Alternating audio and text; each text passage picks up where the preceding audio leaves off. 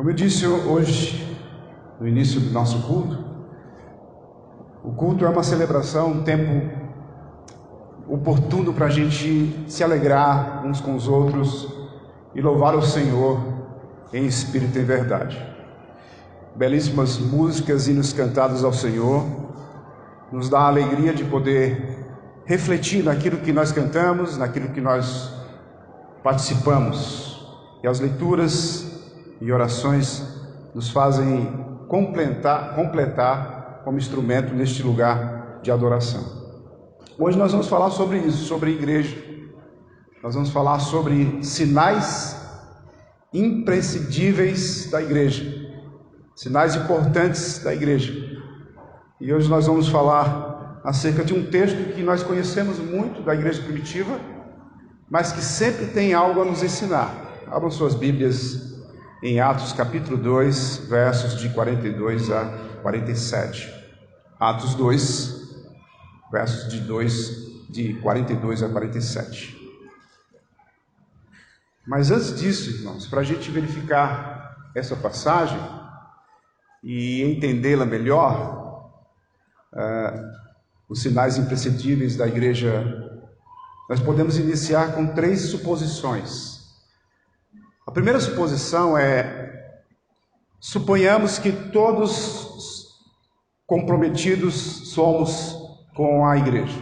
Todos nós somos comprometidos com a igreja. Obrigado.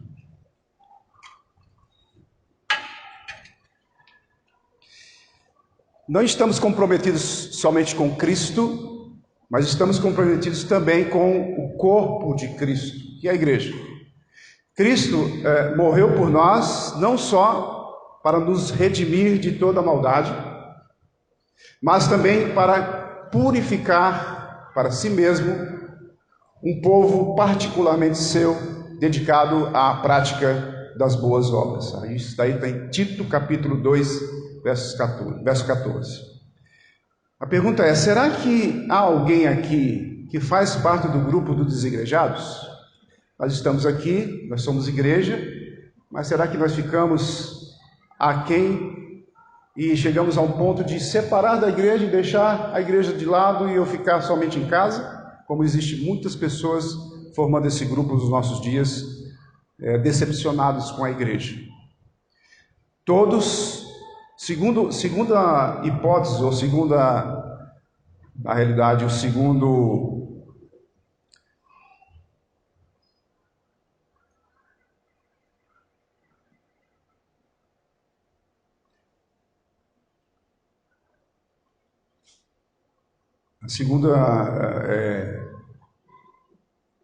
conjectura que a gente faz aqui, a segunda suposição, é que todos nós somos comprometidos com a missão da igreja. Todos nós somos comprometidos com a missão da igreja. Por um lado, somos chamados para fora do mundo, para pertencermos a Deus, e por outro lado, somos enviados para o mundo para testemunhar e servir.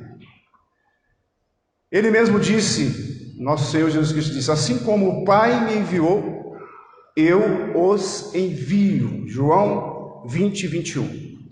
Ele não permaneceu na imunidade segura do céu. Em vez disso, ele esvaziou-se de sua glória e se humilhou para servir. Ele entrou no nosso mundo em sua missão de encarnação, assumiu nossa natureza, viveu nossa vida e morreu nossa morte. Agora ele nos chama para entrar no mundo de outras pessoas. E assim como ele entrou, e tudo isso sem comprometer nossos valores, crenças e padrões cristãos. Terceira suposição: todos comprometidos com a reforma e renovação da igreja. Em muitas partes do mundo a igreja está crescendo, nós sabemos disso, podemos observar isso ao longo da história da igreja, principalmente nos nossos dias, mas cresce em tamanho e não em profundidade. Há muita superficialidade de discipulado em toda parte. Algo que precisamos corrigir na igreja contemporânea nos dias de hoje. No entanto, a igreja está crescendo, quer queira, quer não. Em outras partes do mundo, porém, está definhando, né? Principalmente no Ocidente, na Europa, na Ásia, algumas partes do Ocidente, principalmente, estão definhando. Ela não está num estado de renovação, mas de decadência. A pergunta é: qual é a visão de Deus para a sua igreja? E você faz essa pergunta para você mesmo. Quais são os sinais distintivos de uma igreja viva? Para responder essas questões, temos que olhar para a igreja primitiva, voltar lá para aquele tempo. Mas não podemos romantizá-la. Nós não podemos achar que a igreja primitiva era uma igreja perfeita. Perdemos de vista as rivalidades, as hipocrisias, as imoralidades e as heresias que atrapalharam a igreja do primeiro século, assim como atrapalham a igreja de hoje. Contudo, ela havia sido radicalmente despertada pelo Espírito Santo, que é o mesmo Espírito dos nossos dias. É o mesmo Espírito de Deus que está em nós. Então, como era aquela igreja primitiva? Que evidência ela dava da presença do poder do Espírito Santo, que parece que hoje nós não damos. Ou algumas igrejas extrapolam o Espírito Santo e acham que o Espírito Santo está de todo jeito, de toda parte, com formas muito estranhas, principalmente o falar de línguas e algumas coisas mais. Olhando com cuidado os sinais imprescindíveis que Lucas nos menciona aí no capítulo 2 de Atos, se conseguirmos responder a essas perguntas, seremos capazes de discernir os sinais de uma igreja viva hoje. Lucas nos ensina 4 sinais importantes em Atos capítulo 2, versos de 42 a 47, nós vamos ler agora. Atos 2, 42 e 47. Diz assim a palavra do Senhor: E perseveravam na doutrina dos apóstolos e na comunhão, no partir do pão e nas orações. Em cada alma havia temor, e muitos prodígios e sinais eram feitos por meio dos apóstolos. Todos os que criam estavam juntos e tinham tudo em comum. Vendiam as suas propriedades e bens, distribuindo o produto entre todos, à medida que alguém tinha necessidade. Diariamente perseveravam unânimes no templo, partiam o pão de casa em casa e tomavam as suas refeições com alegria e singeleza de coração, louvando a Deus e contando com a simpatia de todo o povo. Enquanto isso, o Senhor lhes acrescentava dia a dia os que iam sendo salvos. Vamos orar mais uma vez.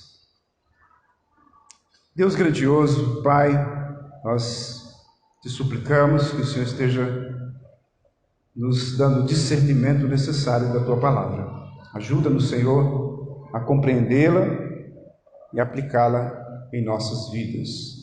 Que a Tua igreja, Senhor, seja uma igreja viva, uma igreja atuante, uma igreja que faça a Tua vontade. Nós sabemos, ó Deus, é o Senhor quem a edifica, mas estamos inseridos nela, nós somos o Teu povo, nós somos a Tua igreja, e nós precisamos suplicar ao Senhor que o Senhor tenha misericórdia de cada um de nós que faz parte do Teu corpo. Que nós possamos, Senhor, fazer a Tua vontade, entender, Senhor, a Tua palavra. Ajuda-nos, usa Teu servo, abra os nossos corações e as nossas mentes, nos dê discernimento necessário para fazer aquilo que é da Tua vontade. Entregamos em Tuas mãos, Senhor, esse tempo, esse momento de reflexão na Tua palavra, para a honra e glória do Teu nome. É isso que nós te pedimos, em nome de Cristo. Amém. O primeiro sinal imprescindível da igreja é uma igreja que aprende. E isso é o ponto principal na vida cristã, aprender. Atos 2,42 começa a perseveravam na doutrina dos apóstolos. Eles se dedicavam ao ensino dos apóstolos. O Espírito Santo havia fundado uma igreja cristã em Jerusalém. Apóstolos treinados pelo próprio Senhor Jesus eram os professores. Iniciou com 3.000 alunos entrando no jardim de infância, no pré-primário, ali, aquele momento onde eles estavam tomando o leite espiritual. Eles se reuniam constantemente para ouvir o ensino dos apóstolos. Apesar de terem o Espírito Santo de Deus, não desprezavam os mestres humanos. Assim, sentavam aos pés dos apóstolos, submetiam à autoridade deles. No versículo 43, faziam sinais para serem autenticados como instrumentos. E muitos prodígios e sinais eram feitos por intermédio dos apóstolos. Como é possível submeter nossa vida e nossas igrejas à autoridade dos ensinos dos apóstolos, se hoje não há mais apóstolos? O ensino dos apóstolos encontra-se no Novo Testamento. Então, não é necessário mais o apóstolo em si, ali materialmente, uma pessoa, um apóstolo, mas é necessário as Escrituras, o Novo Testamento, onde ouvimos os ensinamentos do nosso Senhor Jesus Cristo, passado para os apóstolos, escrito na palavra, e podemos ouvir os seus ensinos. Os pastores expõem as Escrituras do púlpito e precisamos ouvir a voz de Deus através dos seus servos, assim como eles ouviam os apóstolos. Por isso a gente pode aprender acerca da palavra hoje, como eles aprendiam naquela época. E ainda mais com mais recursos, com muito mais ênfase, com uma visão mais aprimorada, mais aberta. Nós podemos enxergar nuances e coisas importantes, profundas da palavra hoje nos nossos dias. Nós temos um privilégio maior até. Quem somos nós, como igreja? E o que nós estamos aproveitando dos ensinos que temos aprendido todos os dias quando estamos reunidos como igreja? Vimos o primeiro sinal imprescindível da igreja, que é uma igreja que aprende. Agora veremos o segundo sinal, que é uma igreja que cuida. Nós somos uma igreja que cuida. Continuando o versículo 42, ele diz: e na comunhão e no partir do pão. Se o primeiro sinal da igreja viva é o estudo, o segundo é a comunhão. Nós falamos isso até na preleção passada. Eles se dedicavam à comunhão. Comunhão é bem conhecida a palavra grega, koinonia. Ela expressa a nossa vida cristã em comum, tanto do que partilhamos como do que dividimos. Os que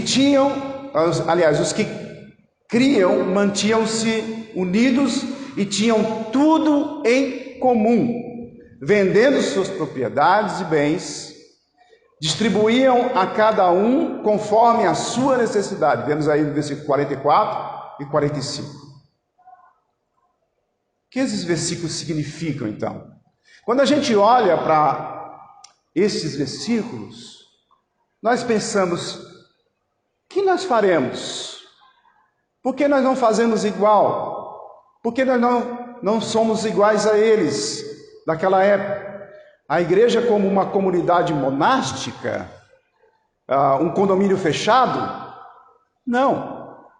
Será que os crentes cheios do Espírito devem seguir essa prática?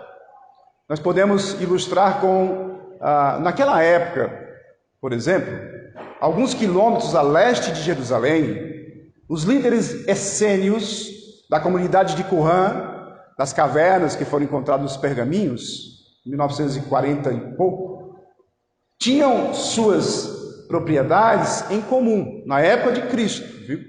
Na época de Cristo, um pouquinho depois. Ao serem iniciados, os novos membros entregavam todo o seu dinheiro e seus bens. Vamos para o século XVIII. Os irmãos luteristas, que significa pacifismo absoluto, na Morávia, no século XVIII, tornaram compulsório, como se fosse uma lei, um cumprimento, um mandato, a propriedade comum. Então eles começaram a fazer igual os essênios do primeiro século. Interessante a gente notar isso. Então, neste caso, Jesus pretendia que todos os seus discípulos seguissem o exemplo deles, vendendo suas propriedades e bens e partilhando o produto. Porém, podemos perceber que nem todos os seguidores de Jesus foram chamados ou são chamados para isso. A proibição de propriedade privada é um pensamento marxista dos nossos dias, não cristão, de jeito nenhum. Percebam também que em Jerusalém a venda e doação eram voluntárias. Lemos no versículo 46 que eles partiam o pão em suas casas, então em suas propriedades. Eles tinham suas casas, óbvio. Mas eles praticavam o fruto do Espírito, que era o amor. E sim, esse fruto é necessário que nós pratiquemos. Em particular, eles se importavam com os irmãos pobres e compartilhavam seus bens com eles. Portanto, uma igreja viva é uma igreja que cuida das pessoas. A generosidade sempre foi uma característica do povo de Deus. Nosso Deus é um Deus generoso. Sua igreja também deve ser generosa. Nós vimos o primeiro sinal imprescindível de uma igreja que é uma igreja que aprende, e vimos o segundo sinal, que é uma igreja que cuida. Agora nós veremos o terceiro sinal, que é uma igreja que adora. Nós estamos aqui e passamos um tempo oportuno de adoração. Expressamos a nossa adoração conforme a semana em que lemos a sua palavra, oramos, falamos com Deus e viemos entregar louvor ao Senhor, que é digno de toda a honra e toda a glória. E expressamos com o nosso ser, com todo o nosso ser, agradecendo ao Senhor em forma de louvores, de leitura da palavra, de oração e pregação da palavra. Atos 2:42, ele completa com "e nas orações", que é também a adoração. A terceira característica da igreja primitiva é a sua adoração. O que causa impacto no culto da igreja é seu equilíbrio em dois aspectos importantes que a gente pode observar na palavra. Primeiro, a adoração deles era tanto formal como informal. De acordo com os versículos 45, eles continuavam a reunir-se no pátio do templo e partiam o pão em suas casas.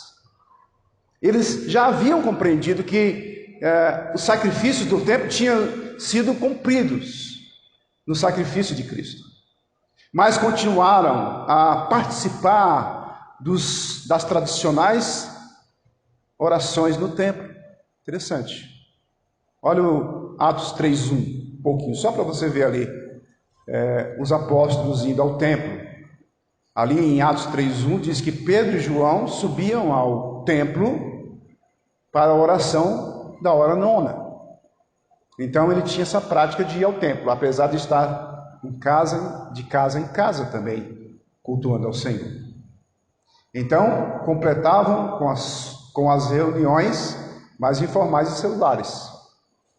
Claro que incluía adoração. Uma lição importante a aprender nos nossos dias, nessa igreja contemporânea, é que os jovens costumam ser impacientes com as estruturas eclesiásticas herdadas. Tem coisas que não vão mudar. A gente vai continuar sempre fazendo aquelas coisas que são práticas salutares. Isso é compreensível quando o jovem diz assim: olha, isso é muito antigo. Pois algumas igrejas são conservadoras demais, exageradas até, resistentes às demais mudanças. O mundo mudou e a gente tem que adaptar, continuando uma adoração perfeita ao Senhor, ou buscando uma adoração perfeita ao Senhor. Precisamos experimentar as preferências uns dos outros, sim. A igreja primitiva tinha ambas, e nós precisamos de ambas. Em segundo lugar, a adoração da igreja primitiva era tanto alegre como reverente. E eu acho interessante porque nós perdemos muito isso. Nós damos ênfase deveríamos dar ênfase à reverência, sim, mas com alegria. E a gente perde de um lado e do outro. A gente perde na alegria e perde na reverência. E nós não chegamos a um termo equilibrado em relação à nossa adoração. Nós precisamos ter cuidado com isso. Não há dúvidas quanto à sua alegria de poder louvar ao Senhor. A palavra grega, ao final do versículo 46, é agaliasis.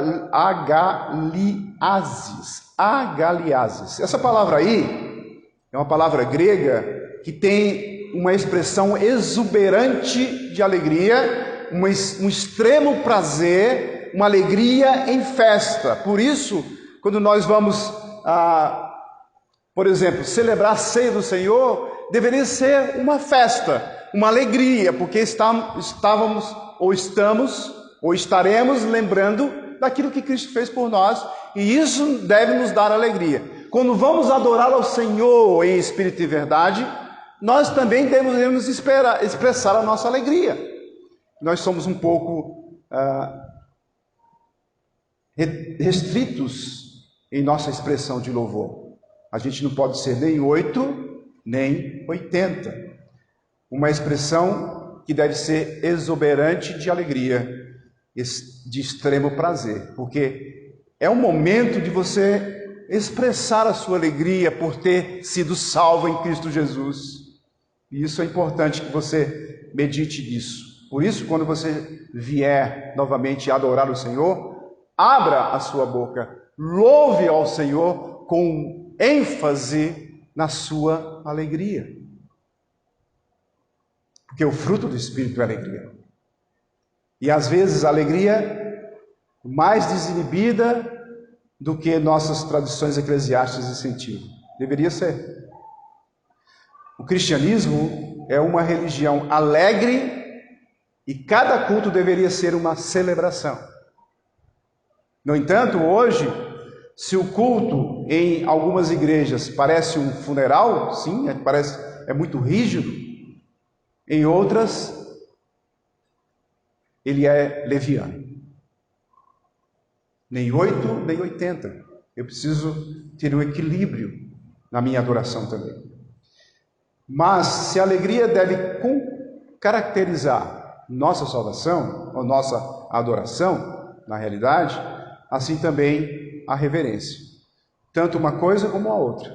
Nós temos que ser reverentes diante do Deus que está sendo cultuado e devemos ao mesmo tempo ser alegres por causa daquilo que Ele nos deu de tão precioso. Assim escreve Lucas: todos estavam cheios de temor. Olha o versículo 43. Todos estavam cheios de temor. Esse temor era reverência, apesar da alegria.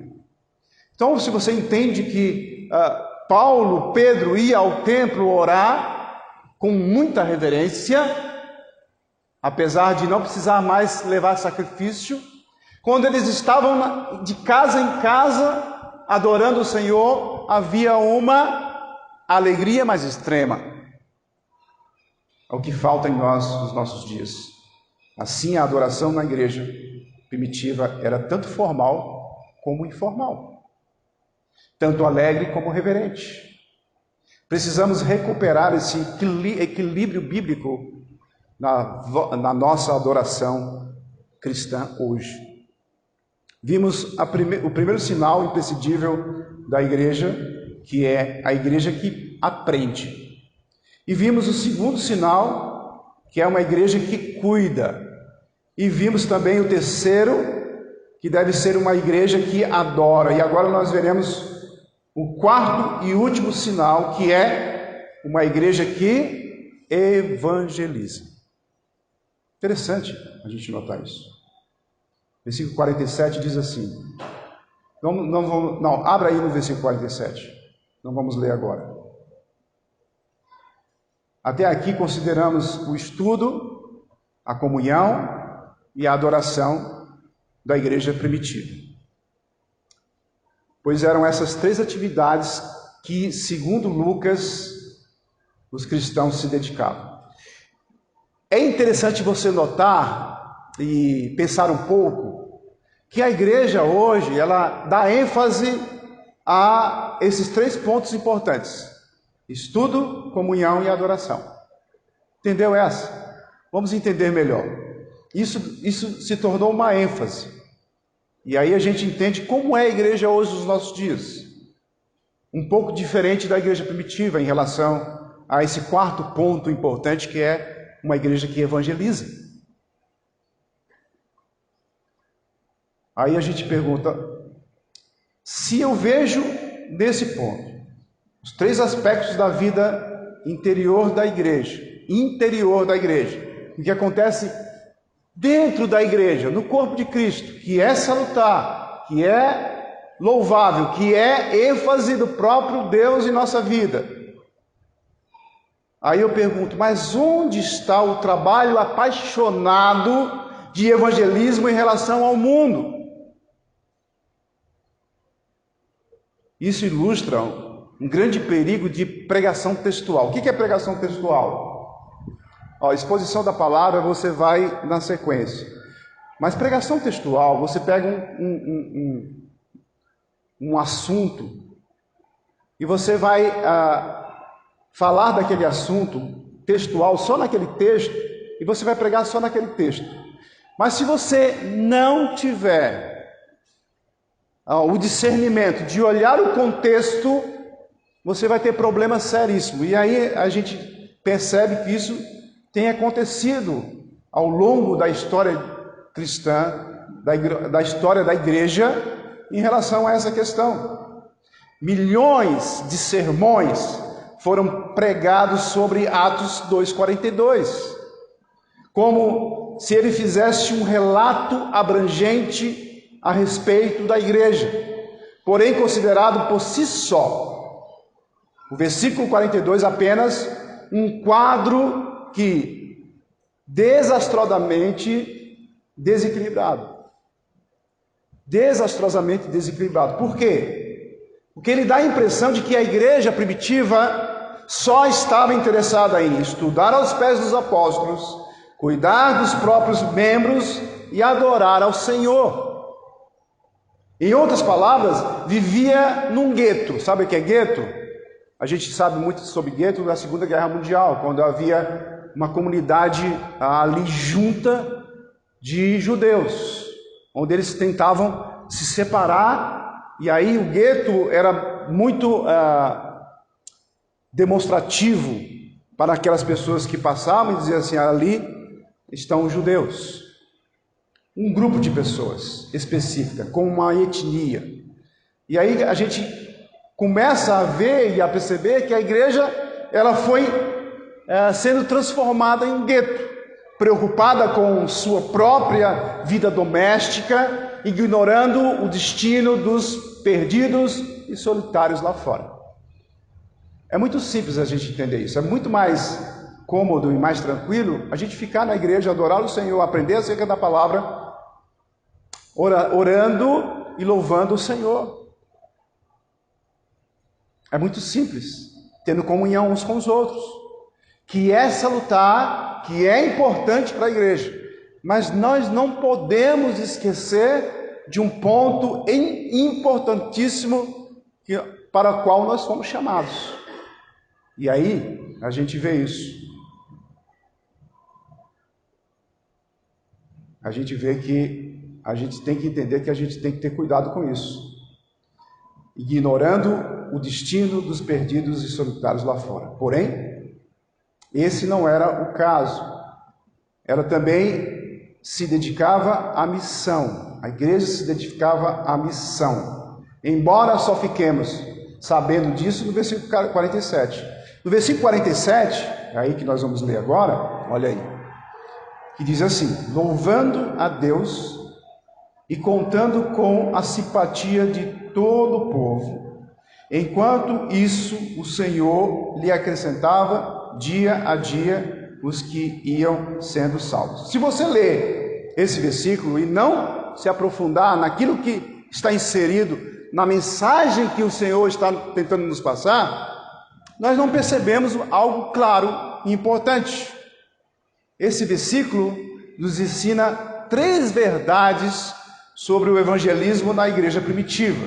Primeiro, o próprio Senhor, ou seja, o Senhor Jesus o realizava. Pronto. Mas se o Senhor Jesus realiza, por que eu vou me preocupar com o evangelismo? Né? Sem dúvida, ele o realizava por meio da pregação dos apóstolos. Pela pregação. Então, Deus usava como instrumento quem? Os apóstolos. Ele usa o instrumento quem hoje? Os pregadores, nós como pregadores da palavra. Mas aí o que a gente pode ver também? Principalmente do testemunho diário dos membros da igreja e sua vida comum de amor. O testemunho era importante. E aí, só o Senhor Jesus Cristo, por meio do seu Espírito Santo, pode abrir os olhos dos cegos e dar vida às almas, às almas mortas. E com isso, acrescentar pessoas à sua igreja. Precisamos reconhecer isso com humildade. Lógico, a gente pensa, mas eu sou o instrumento e eu vou levar o evangelho para as pessoas. Mas toda a obra é do Senhor. Precisamos reconhecer essa com humildade. Segundo, o Senhor fazia 2 coisas ao mesmo tempo. Ele acrescentava os que iam sendo salvos. Agora é um ponto muito importante que hoje, nos nossos dias, a gente discute muito sobre isso. Algumas igrejas discutem sobre isso. Nosso movimento não se discute muito sobre isso. Mas olha só, ele não os somava à igreja sem salvá-los. E não os salvava sem somá-lo à igreja. O que significa isso? Ser salvo e ser membro da igreja seguiam juntos. E continuavam seguindo. Então, à medida que alguém era salvo, ele era acrescentado na igreja. Ele se tornava o quê? Um membro da igreja. É interessante você notar isso. Sempre andando juntos, tanto o acréscimo como a salvação. Terceiro, o Senhor fazia isso diariamente, ou seja, dia após dia. Aqueles cristãos primitivos não consideravam o evangelismo uma atividade ocasional. Olha, vamos fazer um evangelismo? Que dia? Não, vamos fazer daqui a 2 meses. Vamos fazer 2 vezes por ano. Ou vamos fazer daqui a não sei quanto tempo. Então, eles não se contentavam em organizar uma missão a cada 5 anos, ou uma conferência a cada ano sobre missões. Não. O testemunho deles era tão contínuo quanto a adoração. E o Senhor honrava isso. O testemunho era o evangelismo. E ele honrava isso. E os convertidos eram acrescentados diariamente. É urgente retomarmos essa expectativa ardente. Se a gente não olhar para essas coisas, nós vamos viver uma igreja ensimesmada, uma igreja só aqui e pronto. E o que a gente mais vê hoje nos nossos dias é muito menos evangelismo. A gente não vê mais evangelismo nas igrejas. O que a gente pode concluir com tudo isso? Revendo os 4 sinais imprescindíveis de uma igreja viva, fica evidente que todas têm a ver com os relacionamentos dos crentes. Relacionamentos. Primeiro, eles se relacionavam com os apóstolos. Eles se dedicavam ao ensino dos apóstolos. Uma igreja viva é uma igreja apostólica. Segundo, eles se relacionavam entre si. Eles amavam uns aos outros. Uma igreja viva é uma igreja que cuida das pessoas e compartilha com elas. Terceiro, eles se relacionavam com Deus, principalmente. Eles cultuavam a Deus no partir do pão e nas orações, com alegria e reverência. Uma igreja viva é uma igreja que adora. E quarto, eles se relacionavam com o mundo exterior. Sim, eles buscavam as pessoas por meio do testemunho. Uma igreja viva é uma igreja que evangeliza. O que a gente pode aprender com tudo isso, irmãos? Será que nós estamos tão aquém daquilo que Deus quer que nós sejamos? Ou estamos caminhando corretamente? Quando a gente vem esporadicamente à igreja para adorar o Senhor, ou vem esporadicamente a uma escola dominical para aprender acerca dele, ou vem esporadicamente para ter comunhão com os irmãos. Esses 3 pontos são importantes. Esses 3 pontos fazem parte da nossa vida cristã, independente como ela pode ser tradicional, como ela pode ser mais adaptada aos nossos dias, independente se tem somente um dirigente aqui cantando e levando a congregação a louvar o Senhor, ou se tem um grupo de louvor ali também incentivando todos nós a louvar ao Senhor, se tem equipamento de som potente, ou se tem um equipamento de som que não é tão potente, ou se tem um templo que é suntuoso, grande e confortável com ar-condicionado, ou somente alguns ventiladores, ou alguns que nem funcionam, mas mesmo assim nós devemos louvar ao Senhor independente dessas coisas? Qual é a nossa visão clara da igreja e tudo o que está inserido nela? Quem somos? Se somos igreja, nós somos igrejas por completo ou só uma parte dela? Nós estamos fazendo tudo aquilo que o Senhor tem nos ensinado nas Escrituras, somente nesses versículos, do 42 a 47, onde o 47 dá ênfase naquilo que nós negligenciamos hoje nos nossos dias? Ou nós não temos mais tempo para isso? Nós não temos mais tempo nem para louvar o Senhor, nem para aprender acerca da palavra dele, e nem para ter comunhão uns com os outros? Imaginem sair das 4 paredes e evangelizar as pessoas que estão precisando ouvir acerca da salvação em Cristo Jesus. Não é verdade? Será que nós não enxergamos essa falha em nossa vida e precisamos corrigir isso? Ou qual é a nossa função como igreja? Somente em comunhão, de aprender acerca da palavra e de adorar o Senhor? Não. A nossa função é buscar verdadeiros adoradores que estão lá fora, para junto conosco aprender, ter comunhão e adorar o Senhor. Enquanto nós não fizermos isso, nós seremos uma igreja sofrida, uma igreja que sempre vai estar aquém da vontade de Deus. Tá, mas eu não sou evangelista. Não importa, você é alguém que testemunha. Você pode testemunhar do amor de Deus com a sua própria vida. Falar daquilo que Cristo fez por você, uma mudança extremamente grande, incomparável, uma transformação, algo sobrenatural que aconteceu na sua vida. Se isso não aconteceu em você, há algo que você precisa rever em sua vida.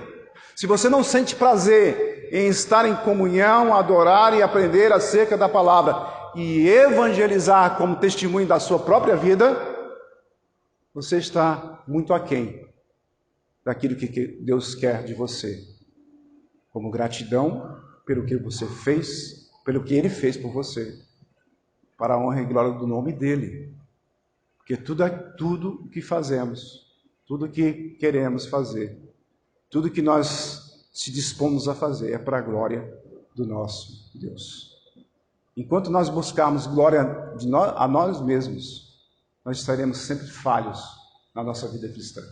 Precisamos entender isso e entregar nossas vidas verdadeiramente ao Senhor para serem transformadas, para serem usadas constantemente na obra do Senhor. Tá bom, você pode dizer assim, mas no meu trabalho eu faço isso, onde eu estiver eu faço isso, glória a Deus por isso. Você precisa fazer isso. Eu preciso corrigir a minha vida. Eu preciso aproveitar os meios da graça para isso. Eu preciso ouvir a voz de Deus no lugar onde Deus preparou para que isso acontecesse. Quando eu falho nessa questão, eu estou perdido. Quando os jovens não vêm para um culto dos jovens, num assunto importante para eles se perdem. Você já pensou nisso? Sábado passado, ontem, tivemos um assunto importante para os jovens. Todos os jovens que estão namorando, que não estão namorando, é para estar aqui.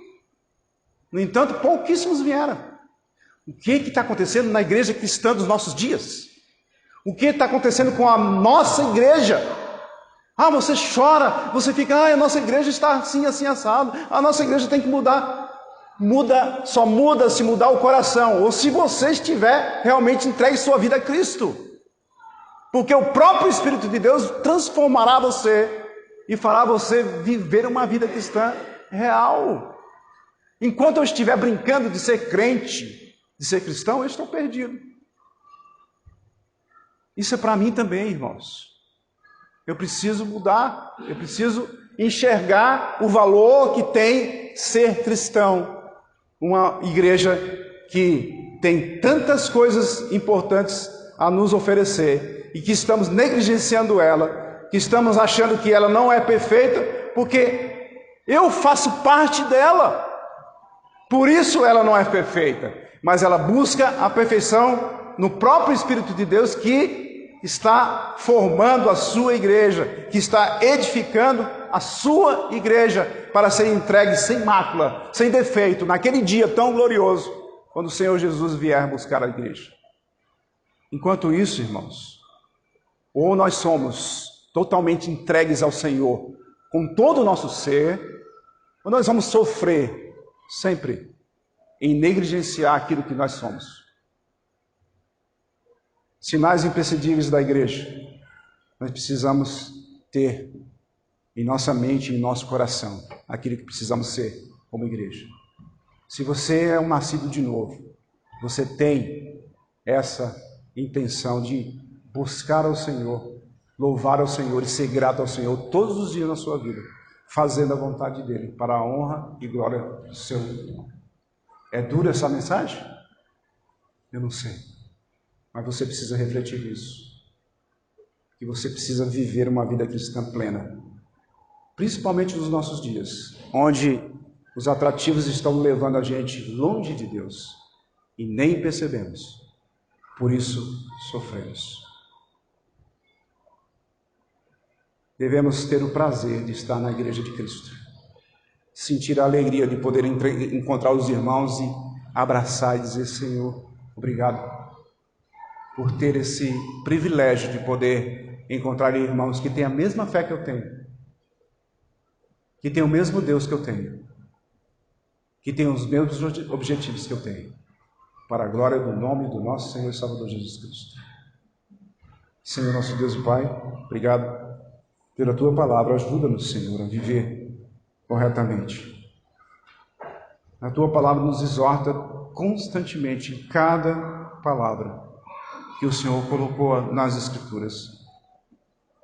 Nós precisamos discernir pelo próprio Espírito do Senhor, para que o Teu Espírito fale aos nossos corações. porque nós temos o Senhor em nossas vidas e a nossa consciência pesa. O nosso coração ainda precisa ser quebrantado com aquilo que o Senhor tem nos ensinado. Senhor, nos perdoa, tenha misericórdia de cada um de nós. Nos abençoe, Senhor, para que possamos testemunhar do seu amor para com os outros. Que nós possamos ter plena comunhão entre os irmãos. Que nós possamos aprender acerca da tua palavra profundamente. Que o teu evangelho esteja em nossa mente e em nosso coração todos os dias. Que nós possamos, Senhor, ter comunhão e adorar o Senhor com todo o nosso ser. E falar do teu amor para as pessoas que precisam ouvir acerca da tua salvação. É isso que nós pedimos em nome do nosso Senhor e Salvador Jesus Cristo. Amém.